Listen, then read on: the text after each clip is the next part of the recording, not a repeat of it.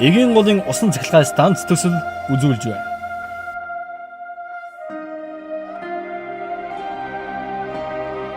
Байгальд ээлтэй төсөл. Улсын маань нийслэл Улаанбаатар. Өнөөдөр Утаанбаатар нэртэй болсон.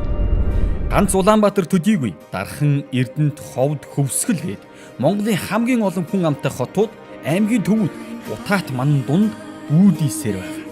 Өлсөхгүй тул, даарахгүй тул хүмүүс гэртээ гарт таарснаа шатааж том дулааны цахилгаан станцууд нь нүүрс шатаасаар ийм байдалд хүрлээ.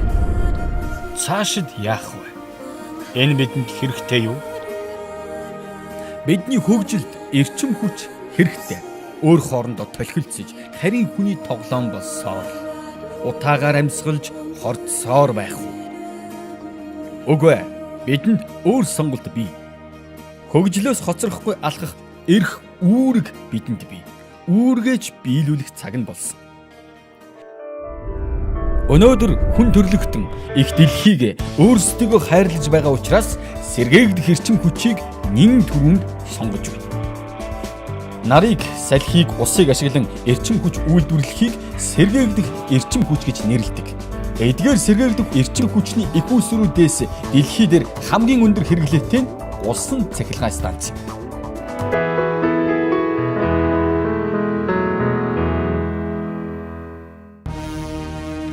Монгол улсын усан цахилгаан станцын түүх 1950 оноос эхэлтэй. Анх хар хорны бага урын усан цахилгаан станц баригдсанаар усан цахилгаан станцын түүх Монголд эхэлдэг. Өнөөдөр Ховд аймгийн Дөрөвний усан цахилгаан станц, Говьалтай аймгийн Тайшрын усан цахилгаан станц гээд амжилттай үйл ажиллагаа явуулж байгаа усан цахилгаан станцууд бий. Дөрөвний усан цахилгаан станц баруун 3 аймгийн хэрэглэгчдийг найдвартай эрчим хүчээр хангахад оролцож байгаа. Дөрөвний усан цахилгаан станцыг барьж байгуулан ашиглалтад оруулснаас хойш өнгөрсөн 5 жилийн хугацаанд голын загас жарахад эрс нэмэгдсэн нутгийнхны талархлыг хүлээж загасчлах дуртай газрын нэг болжээ. Говьалтай аймгийн Тайшрын усан цахилгаан станц. Энэ усан цахилгаан станц 2009 онд ашиглалтанд орсон. Хоёр аймгийн 19 сумыг жилийн 4 улиралд тасралтгүй найдвартай эрчим хүчээр хангах 11 мегаваттын хүчин чадалтай. Говьалтай аймаг ус багтай, гол нуур, цөөнтэй.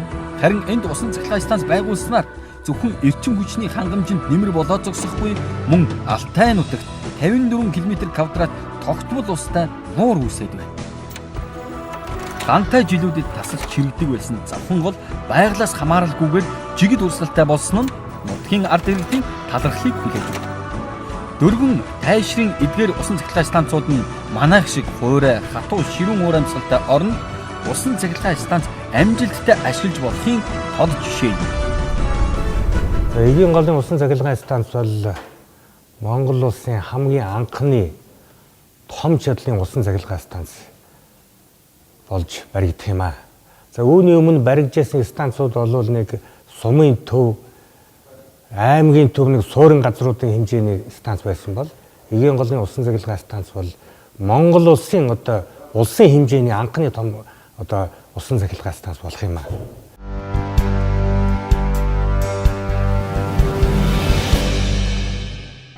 Эгийн голын усан цахилгаан станцын талаар аль эрт 1990-ад оны үеэс л ярьж эхэлсэн.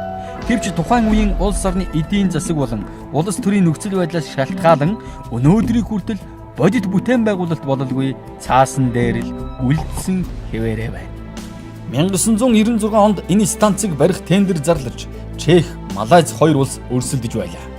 Аль нь бүтээгүй. 2006 онд бүгд найрамдах Хятад ард улсын засгийн газрын зээлээр барихаар шав тавьж байсан удаатай. Энэ мэтчлэн үе үеийн засгийн газар, улсын их хурал эгийн голын усан цахилгаан станцыг эрчим хүчний том их үүсвэр болгохоор ярьж хилэлцэж байсан ч улс төрийн шалтгаанаар ажил болж чаддаггүй өнөөдрийг хүрээд байсан юм.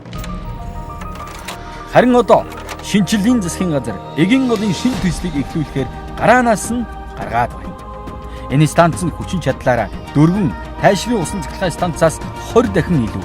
Монгол улсын нийт эрчим хүчний хэрэглээний 20%-ийг дангаараа хангах боломжтой дэлхийн жижигт хүрсэн усан цахилгаан станц юм. Усан цахилгаан станц байгуулахын тулд юуны өмнө усан төрөлтийг бий болгох зорилгоор усан сан үүсгэх даланг барьж байгуулах ёстой. Энэ үед голыг туслахгүй урслах зориулалттай давхар сувг хийдэг. Иймээс далан барьсны дараа хүртэл голын урсгал зогсохгүй юм. Усан сан дүүрснээр ус дээд түвшнээс доод түвшинд рүү төрөлтийн хоолоогоор буухтаа тэнд суйрлагдсан хүндийг эргүүлж цахилгаан эрчим хүчийг үйлдвэрлэдэг. Энэ төхөөрөмжийг турбин гэдэг. Турбиныг унтрааж асаахад маш амархан байдаг учраас эрчим хүчний хэрэгцээнээс хамаарч хэдэн турбин ажилуулахаа тохируулна.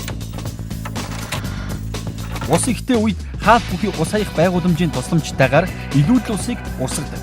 Илүүдэл ус нь турбин эргүүлэхэд оролцохгүй учраас бид ажил хийдгүй ус гэж нэрлэж болох юм. Илүүдэл ус урсахгүй байна гэдэг нь усан цахилгаан станц ажиллахгүй байгаа гэсэн үг биш юм. Өвлийн үед усан сангийн усны дээд хэсгийн 1.2-оос 1.5 метр нь хөлдөх боловч доорх хэсэг нь хөлдөггүй учраас станцын хэвийн ажиллагаа тасалдахгүй юм. Төрөлтийн хоолоогоор орж турбин эргүүлж байгаа усыг бид ажилсаг ус гэж нэрлэе.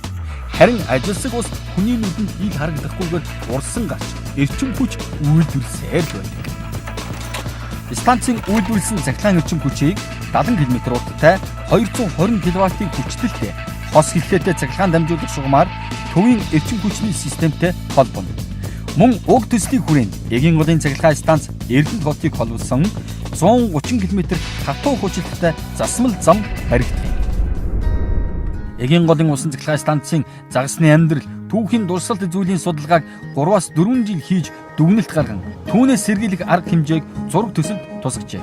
Эгийн гол сэлэн өмөрний загасны үржил, нүүдэл, бие биеэс үл хамаарсан тус тусын биологийн онцлогтой гэдгийг судалгаагаар тогтоож, эгийн голын урсгалын төгсгөлд станц барих нь эгийн голдооч сэлэн өмөрөнд ч нөлөөлөхгүй гэсэн дүгнэлт гарсан. Харин ч станц барьсны дараа шувуу загасны аж ахуйг хөгжүүлэх сайхан боломж нээгдэв. Эгийн голын сав газарт 300 гаруй хэрэгсүр байсныг шинжлэх ухааны академиас тусгай баг гарган судалгааны ажил явуулж тэдгээрийг шилжүүлж байршуулсан байна.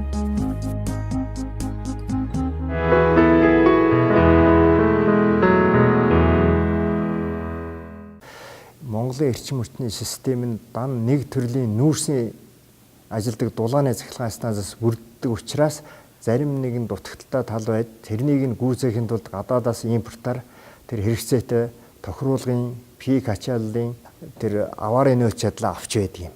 Дулааны станцын горим технологийн хувьд бол суур ачаал зогтсон гинтийн өөрчлөлтийг бол хаахад бол хэцүү байдаг. Тийм учраас усын станц бол оператив чадвар сайтай маш богино хугацаанд ашиглалтанд ажиллагаан залгаж болдгаараа эрчим хүчний одоо энэ онцлог өөрмөц бүтээгдэхүүнийг хангаж өгдөг. Яагаад гэвэл эрчим хүч гэдэг бол үйлдвэрлэлт, дамжуулалт, хэрэглээн нэгэн зэрэг явагддаг ийм хүнд үйлдвэрлэл юм. Нэгэнт нөөцлж болдгоо бүтээгдэхүүнийг твийн тогтвортой ажилуулахын тулд нөөц тоног төхөөрөмж байхаас өөр арга байдаг.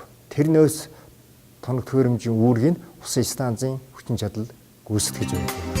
Монголын эрчим хүчинд ийм усан цахилгаан станц зайлшгүй хэрэгтэй гэдгийг дотоод гадаадын хөрөнгө оруулагчид сайн ойлгож дэмжихэд бэлэн байгаагаа илэрхийлж байгаа. Ер нь гадны хямралтай гэж ярьж байгаа.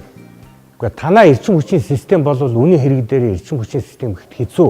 Яагаад гэвэл зэрэг эн чинь одоо гаднаас шугамтай холбогдож найдвартай ажиллагаа одоо энэ бэлтгэл хүч чадлаа гаднаас захиалж авч тэрэндээ мөнгө төлж яадаг ийм систем хэд хэцүү.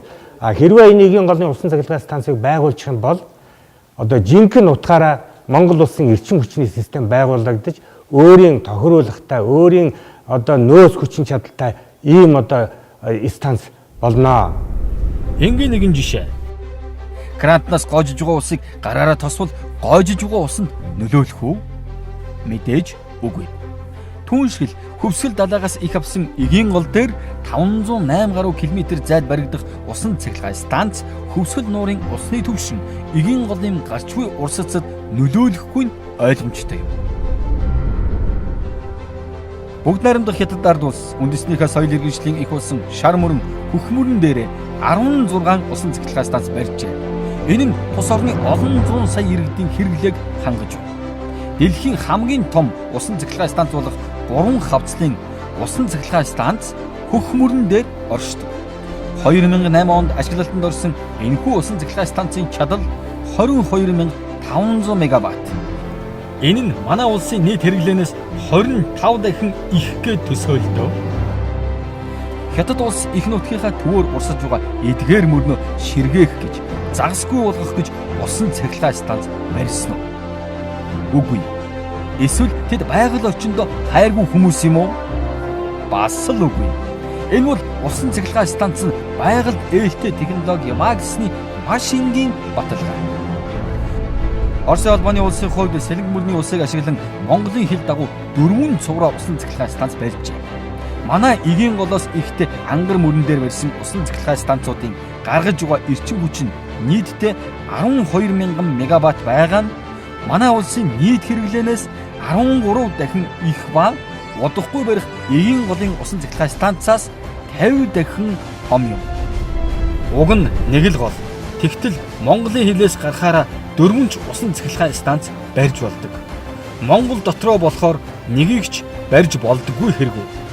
Тэгвэл бид яагаад хинээс ч хараат бусаад өөрийн голдоо өөрсдөө усан цахилгаан станц барьж болохгүй гэж. Хөгжлийн түлхүүр нь төрийн зөв бодол, ард түмний ухаантай дэмжлэг, бас эрчим хүчний ашигтай их үүсвэр байдаг. Тиймээс одоо бид маргалдаж, мэтгэлцэж, цаг хугацаа алдсаар байх биш, хөгжлийн төлөө хамтдаа сэтгэл итгэл нийлж, эгийн голын станцыг дэмжиж ажил хэрэг болгох цаг туллаа.